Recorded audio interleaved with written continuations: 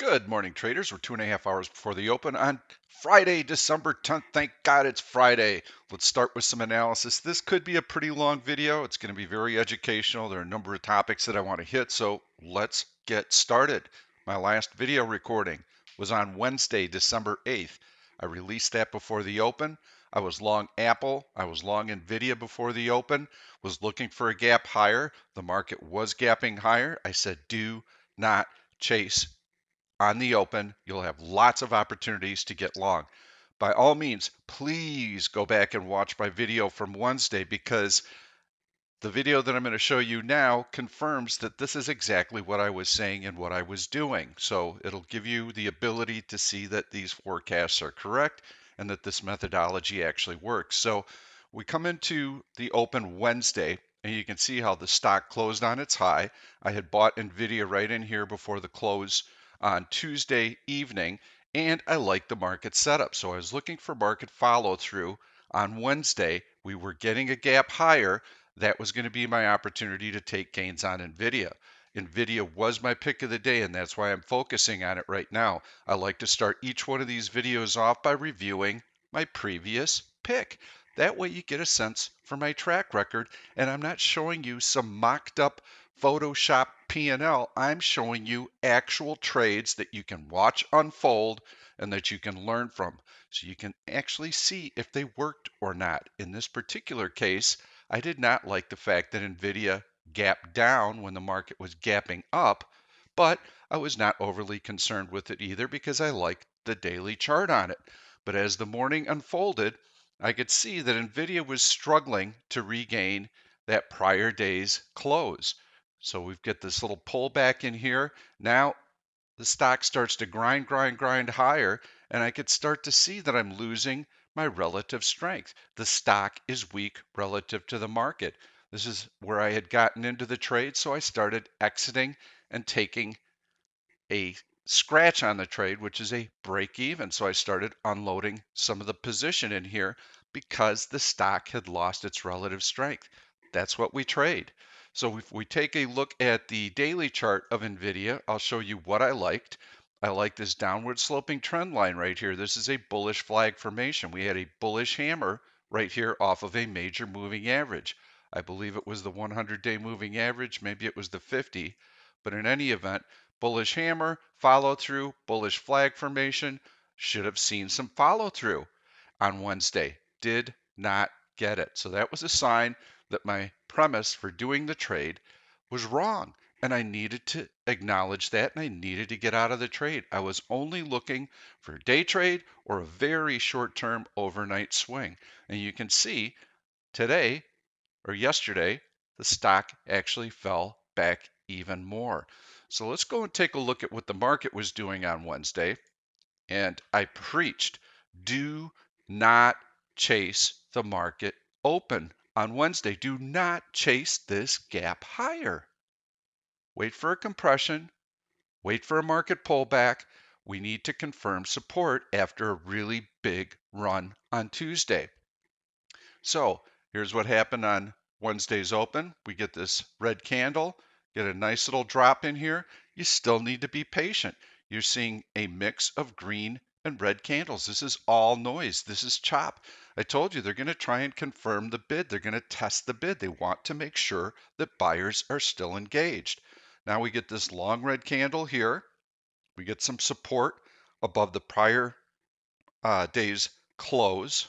Well, actually, this was the close, but we had some nice little support here. So we come down, we test it, and now all of a sudden the market starts to grind higher. 10p, I'm going to put up my indicator, and you'll be able to see that right in here we start getting a bullish cross. Everything starts shaping up. Get a little bit of a pullback here. This is also a nice entry point for a long into the close of the day. In general, very choppy, lackluster price action. Lots of green candles, lots of red candles, mixed, lots of overlap. When you see this, this indicates that there is not strong trend in the market. So you've got to be a little bit more careful. You have to set passive targets. We had a nice upward sloping trading channel. So on these dips, that's where you want to buy. You get a nice little rally. You want to exit your trades. That's how you need to be approaching the market when you fall into this particular pattern. But this pattern actually was a tell. So we're going to zoom out. We're going to take a look at the S&P 500 and everything that all of your market analysis is going to drive your trading decisions. So market first, market first, market first. Well, what do we see on a daily chart? What conclusions can we draw from this information? Well, if we zoom out very quickly, we can see every dip has been bought. Dip, buy, dip, buy, dip, buy, dip, dip, dip. All these dips have been excellent buying opportunities. Why would this one be any different? We have an incredibly strong uptrend in the market. So this dip should be a buy. Let's go and go back to a normal view, and I can also go back. Typically, these dips are very brief and very shallow. That's a sign that buyers are engaged. Every single time that the market pulls back even a little bit, buyers rush in. Well, this is a very common pattern where you get a downward sloping trend line after a major support level has been tested, and then you get a green candle the gaps the next day off of that support. So here you opened on the low, rallied all day, follow through the next day. Well, typically we've seen follow through in a new market high. This is where we were at Wednesday, okay? This type of pattern. Here we go. Now we've got a market pullback in here. We've got some support. We have a gap higher. So I was expecting that we were going to see a nice big rally on Wednesday with lots of follow through. Didn't quite get it. The market really kind of finished on a whimper, and I was okay with that, but I was really looking for much better. Well, okay, we were still able to close above Tuesday's close on Wednesday. So this is Wednesday. Now, for sure, we should see follow through on Thursday. Not at all. Not at all. Market drifted lower. This morning, it looks like the market's going to be higher. That tells me that resistance at the all-time high is pretty stiff. Now we are waiting for the CPI to come out this morning. If you were a swing trader, you need to always be looking forward to news events that are scheduled to make sure that you're not going to hit a speed bump. CPI, inflation, very hot ahead of the FOMC meeting next week. Inflation has been the one thing that people are paying attention to. It's the one thing that could fuel interest rates higher. The Fed doesn't want to hike rates, but inflation may force them to do that. The Fed has also taken the word transitory out of their language. They are now seeing that inflation is persistent, and Jerome Powell, before Congress, stated they're going to have to accelerate tapering. My point is, you're looking at the news events that are going to be published. You're trying to decide, do I like the market? Don't I like the market the day before? Is there any overnight news that could spoil my longs? Oh, yes, CPI tomorrow. So you have to kind of know which numbers that are coming out are more important to the market. I feel this is a fairly important number, but the market might pull back initially on a hot number. It's been discounting CPI and PPI. So I don't know that that's going to result in a huge market drop. I really don't think it's going to, but I'm also starting to see some resistance at the all-time high. So today, wait for that CPI. You should not have a lot of swing positions on. I'm going to go in, talk a little bit about market opinion again and how it drives your overall trading decisions. So if we take a look at this chart, you know from my comments that I felt that the market is getting pretty vulnerable. We had a big pullback in September, and then here we go. During a seasonally strong period, late November, early December, we get another big pullback. This is a warning sign. We haven't seen anything quite this dramatic in a long time. Look, all these little dips lasted a few days, and the market continued to surge higher. Now, all of a sudden, we're getting these deeper dips that last a lot longer. That tells us that resistance is starting to build. We're not boom, boom, boom, boom, boom, just marching higher. Now there's some profit taking. So conditions are starting to change, and I believe that we're going to start seeing a sideways range over the course of the next few months as the Fed possibly prepares for tightening. So that has me thinking that even though it's year end, I want to be cautious. I am bullish still, but I want to be selling out of the money bullish put spreads to take advantage of accelerated time premium decay. On the other hand, if you were super, super bullish back in here when we're starting to rally, make a new high, seasonal strength, should have a nice year end rally, you're going to be buying dips aggressively. And you might have even been aggressively buying here with the idea that the market is going to break out to a new high and that any dip is going to be a buying opportunity for you. So when you get these dips, you're not bailing out of all your swing trades up here. In fact, you're looking to add to them on this dip. That's your game plan heading in. That's not how I trade, but that certainly is a valid approach to trading. So you get this pullback, and now all of a sudden you've got an opportunity to enter more trades at a better price, and you get this market liftoff here. And we've had some discussions in the chat room about how could you be so irresponsible to let your positions go against you when the market is clearly showing you signs of strain when the stock is clearly moving against you.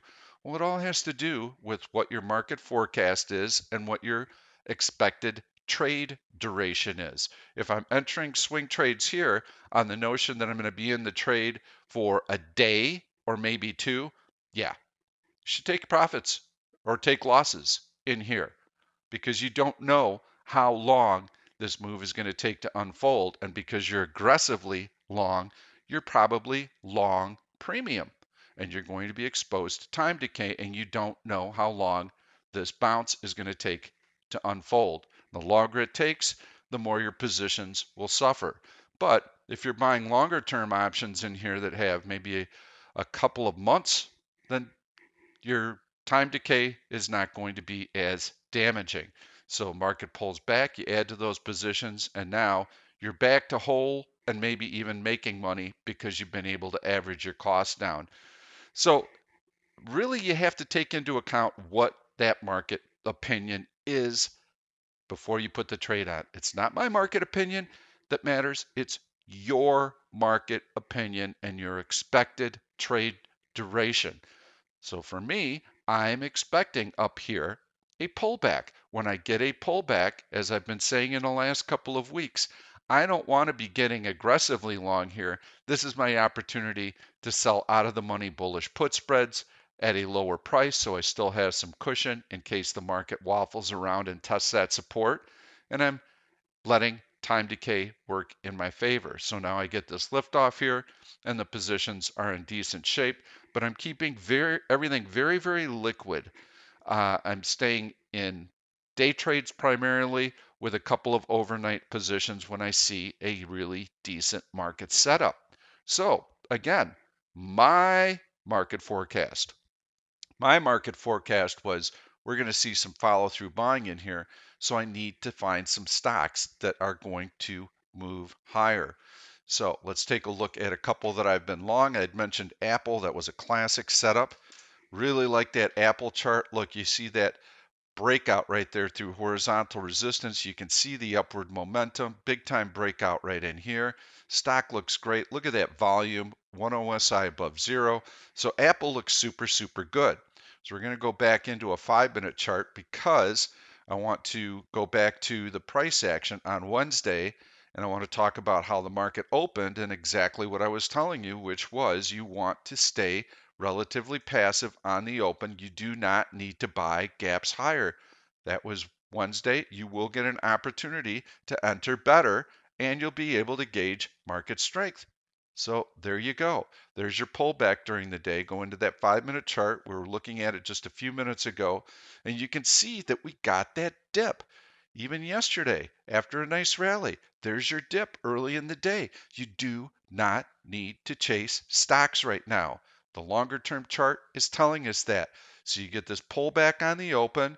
Now you've had a chance to see, okay, We've got a nice low here above a support level from the prior day, a couple of green candles stacked, tails under body. We're starting to inch our way higher. So yes, if I'm looking for a stock with relative strength, this would be the time to go in and look for one.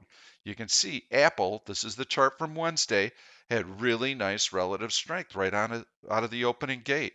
Overlay the S&P 500, and you can see market down, down, down. That is the gray line. Stock up, up, up. So Apple was a nice pick, especially when the market was putting in a low. You had a nice entry point in here. There were other candidates that were even better looking.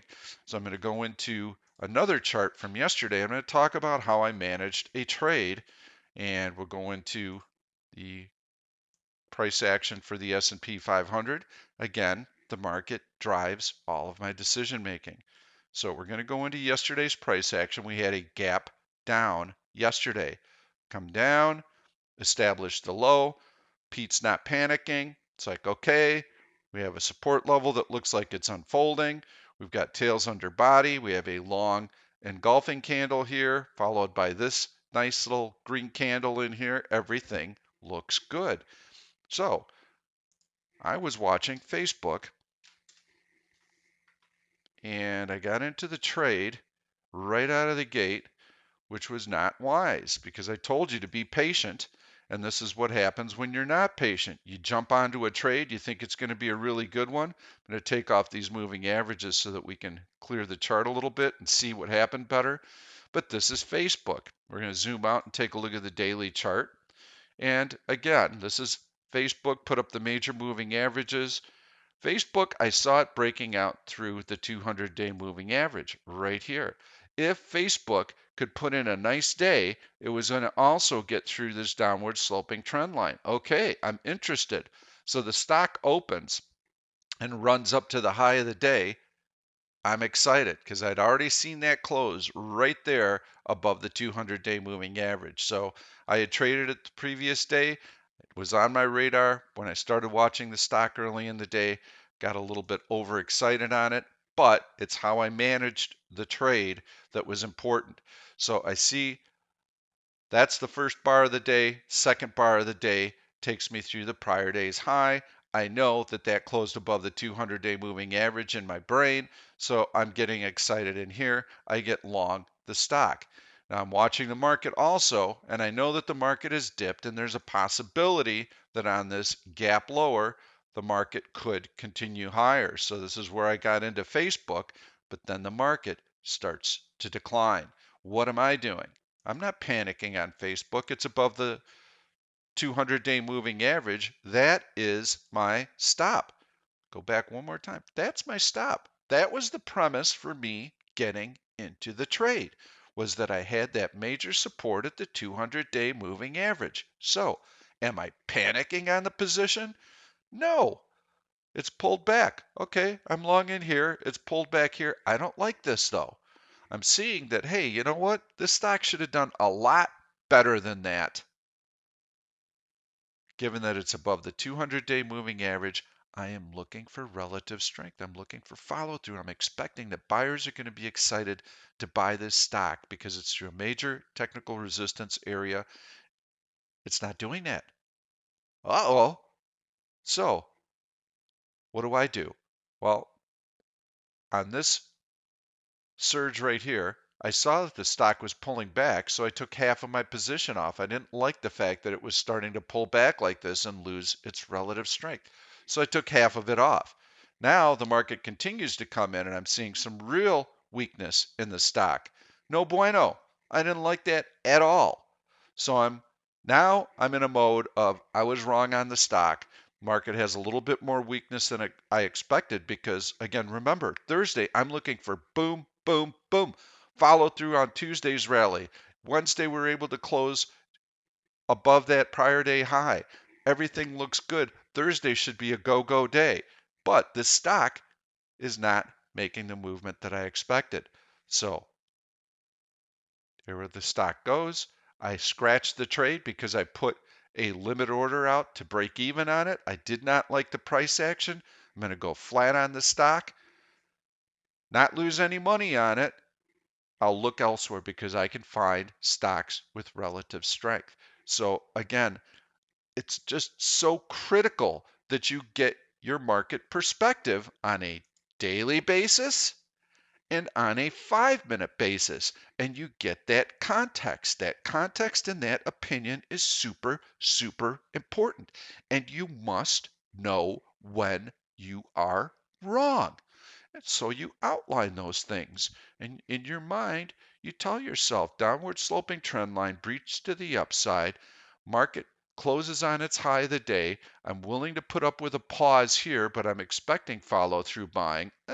Didn't quite get it. Well, this day for sure, I'm looking for follow through buying and possibly a new market high. I was wrong. So I need to adjust my trading. I didn't get the follow through. So, first of all, I've got the market working against me. You know what? The market didn't quite do what I expected to. Number two, I'm in a stock like Facebook that is showing me relative weakness. So I was wrong on the market and I'm wrong on the stock, but I have an opportunity to exit the trade for a scratch. That's exactly what I should do. I should reevaluate. If I had to take a loss, I would also take a loss on it. Facebook did not have the type of daily chart that I would want to carry for any amount of time. As you know from my comments, I like buying stocks that are in the upper right corner more than I do stocks that are down in the lower right corner. I'm not a huge bottom fisher. I will trade those on a day trading basis, but I know that I need to be out before the close. So that means that I have to have much tighter stops during the day.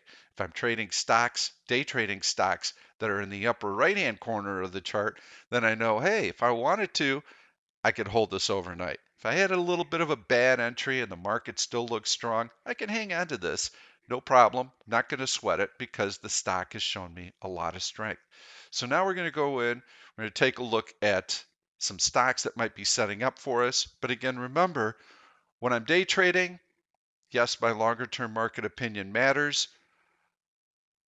My swing trades definitely matter, and that's why I'm selling out of the money bullish put spreads. I've had a couple of them that I've highlighted in my videos recently. One was Airbnb. That one's working out well. Netflix, not so much. Netflix, I think you got to be careful on right here. So if you're in Netflix, we got to make sure that that major support level at the 100-day moving average holds up. But we were selling a bullish put spread.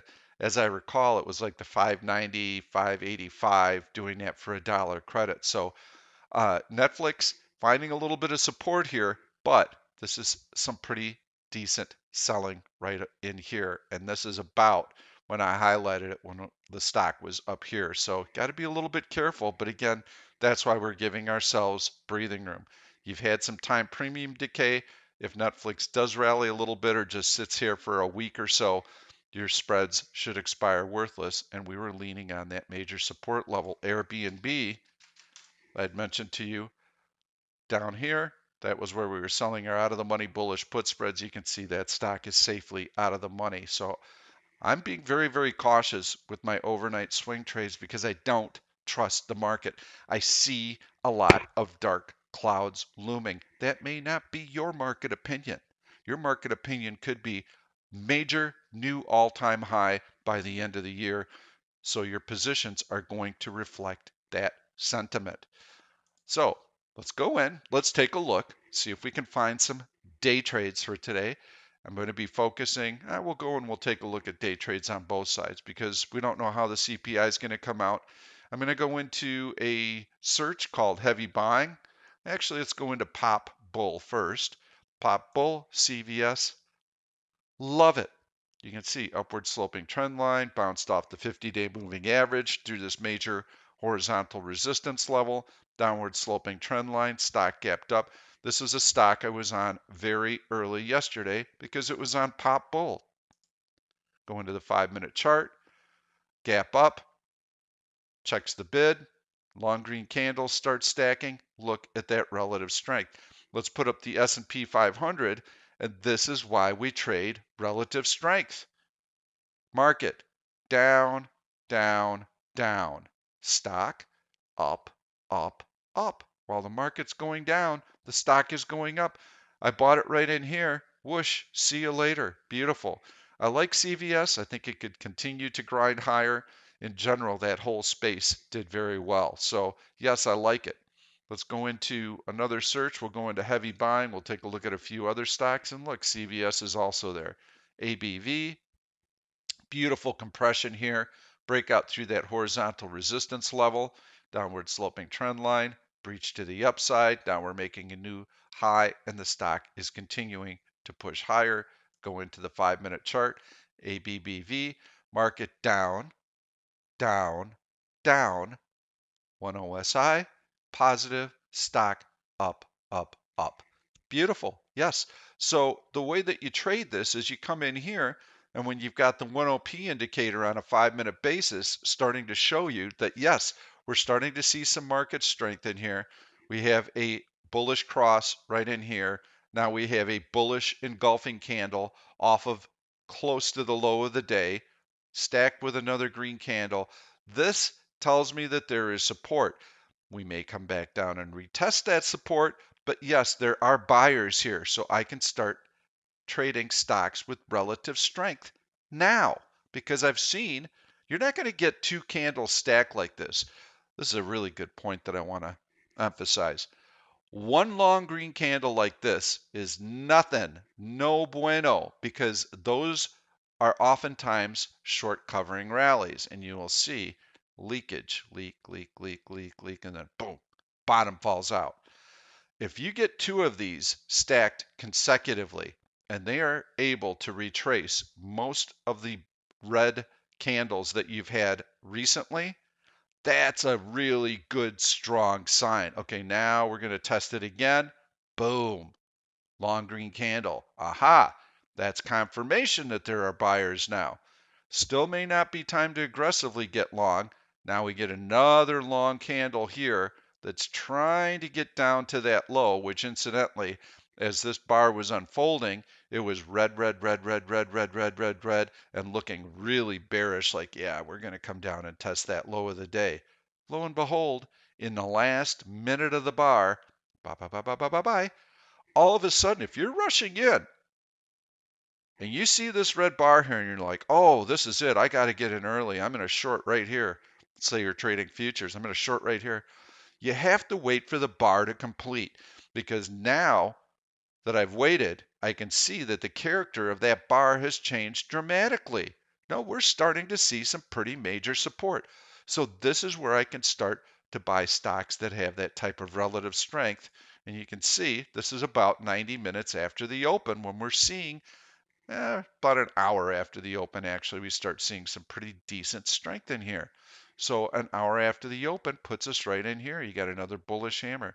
This is where you would want to enter a stock with relative strength. Even if the market had pulled back from this level right in here, let's say that, okay, we're getting long in here.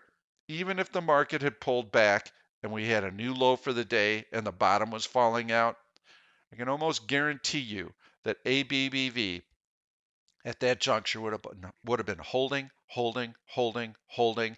Yes, at some point in time, you've got to admit to yourself, my God, I was really wrong on the market. Not only is this a retest, we're making a substantial new low of the day. Then you've got to get out of ABBV. Relative strength will only provide you with cushion for so long. Eventually, if the market's really selling off hard, they're going to go after everything. And then you'll see the stock drop. Well, you missed your opportunity to get out. And if you do get out and the market does fall apart and the stock is still holding its own, you can always set an alert to get back in. You just click above one of the recent bars. And so when the stock is able to get through that resistance level, you get a pop-up alert. And you go, okay, it's time to get in. Stock is still strong, even with the market weak. And now for sure, for sure, for sure, I'm seeing signs that the market is going to rally and that I've got that support that I need and I can buy those stocks with relative strength. I like ABBV. I think that's a really decent looking chart. Let's look at AA. Same thing. Stock gaps down. Long green candle stacked. Market down, down, down, stock up, up, up. That's how we do it, folks. Yes, I like AA. I think it looks good. These searches help us find stocks with relative strength, and they're also fine-tuned so that there are other technicals that come into play. We don't have to go scrambling around when the market is moving. We go right to the searches. We know exactly the patterns that we're looking for. In this particular case on AA, downward sloping trend line, breach to the upside. Not as crazy about this stock because you can see very choppy price action. Would I day trade it? You betcha. Is this something I'm going to swing trade? No, not enough strength for me. I don't like bottom fishing, so I don't like that. There's the upper right corner, like I've been talking. Yes, I do like that. I think PG, it's a grinder. I think it's going to continue to move higher. CNC, not bad. Trying to get through this horizontal resistance level, downward sloping trend line, breach to the upside. Yeah, CNC looked good yesterday, but look at that volatility. Do I want to be swing trading something like this where I come in and everything looks great and there's a nice long green bar and then whoosh, the bottom falls out like that? No, not really. So day trading, yes, this is the type of chart I would day trade for sure. Yesterday I was tempted to day trade it, but I didn't. SQQ, that's an ETF, lower right corner, nothing there. So as far as stocks that I like for today, I like CVS. I think that's a really nice looking chart. ABBV also looks excellent. Love that breakout right there. The stock's got some momentum, and you can see really nice volume on the daily chart. You can also see that we have relative strength, orange line above zero, on a daily basis. So yeah, this would be the type of stock that I'm looking for. Take a quick look on the short side, see what we've got here. Let's see if there's anything on Pop Bear. Actually, yeah, there are a number of stocks we can take a look at. LCID. Pretty bearish. Upward sloping trend line. Breach to the downside. Now we have the 50-day moving average also breached. You can see this stock looks poised to retrace.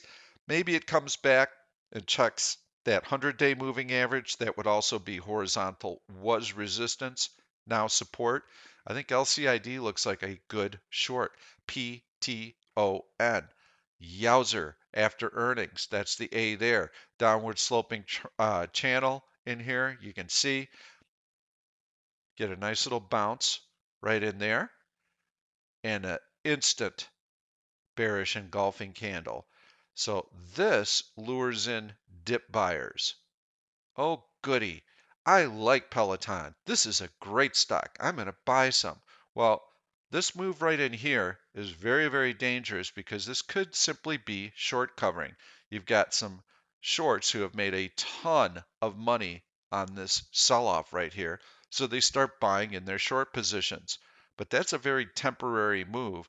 The sellers come back in and they whack that stock down. Peloton is your short of the day. Look at that selling and that red bar to a new low. Go into the 5-minute chart. Oh, yeah.